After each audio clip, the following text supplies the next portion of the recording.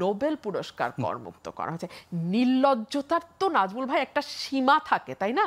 এই সরকার নির্লজ্জতা বেহায়ামির সকল সীমা ক্রস করে গেছে। ঠিক রাজনৈতিক সরকার যা করে এই সরকারও সেই নোংরামিতে যুক্ত হলো। এক। দুই হলো, বাংলাদেশে আজকে আপনি এই নিউজটা পড়ছিলেন, আমি এটা এখানে নিয়ে আসছি বিকজ আর্গুমেন্ট ফ্রেম করতে হলে এই ঘটনাটা আমাকে আনতে হবে। ডয়েচে ভেলের রিপোর্ট আমি এই মাত্র দেখছিলাম, আপনিও সেটি বললেন, করিডোর দেওয়ার কথা সরকার ইতিমধ্যে প্রস্তুতি নেওয়া শুরু করেছিল। এটার সঙ্গে জাতিসংঘ বলছে আমাদের কোনো সম্পর্ক নাই।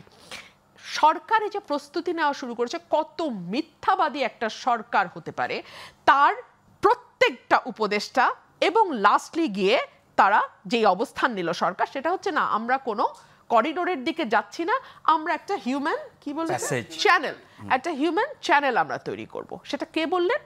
নিরাপত্তা বিষয়ক উপদেষ্টা। এবং নিরাপত্তা উপদেষ্টার অধীনে 3 বাহিনী বাংলাদেশে কর্মরত। এই নিরাপত্তা উপদেষ্টা বললেন না এটা হিউম্যান চ্যানেল। আজকে জাতিসংঘ স্পষ্ট করে দিল এটা করিডোর ছিল এবং সরকার সেই প্রস্তুতি নিয়েছিল।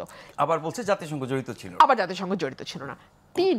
আপনি 3 নাম্বার, এই যে বাজেট মাত্র দিল, তাই না? এই সরকার আমরা আশা করেছিলাম বাজেটে একটা গুণগত পরিবর্তন আনবে, অর্থাৎ মানুষের লাইফের সঙ্গে সম্পৃক্ত যেই বিষয়গুলো, শিক্ষা, স্বাস্থ্য, সামাজিক সুরক্ষা, বেকার সমস্যা, কর্মসংস্থান, বিনিয়োগের সমস্যা, এই জায়গাগুলো সরকার অ্যাড্রেস করবে এবং সেগুলোতে কি করে বরাদ্দ বাড়ানো যায় এবং সেই বরাদ্দ যথাযথ জায়গায় যাতে ব্যবহার হয় সেটা এনশিওর করা যায়, সেটা নিশ্চিত সরকার কাজ করবে।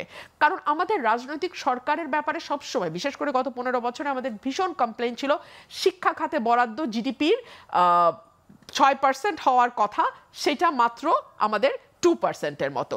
স্বাস্থ্য খাতে বরাদ্দ 5% হওয়ার কথা, সেটা মাত্র 0.78 বা 0.79%। অর্থাৎ যা বরাদ্দ হওয়ার কথা সেটা অনেক কম।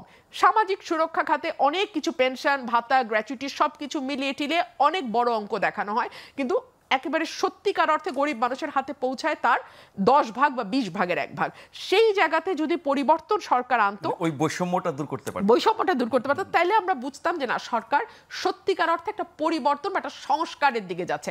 আপনি আমাকে বলেন সেই জায়গায় আমরা বাজেটে কি দেখলাম? বাজেটে দেখলাম ম্যাগসেসে পুরস্কার করমুক্ত করা হয়েছে, নোবেল পুরস্কার করমুক্ত করা হয়েছে। নির্লজ্জতার তো নাজমুল ভাই একটা সীমা থাকে, তাই না? এই সরকার নির্লজ্জতা বেহায়ামির সকল সীমা ক্রস করে গেছে।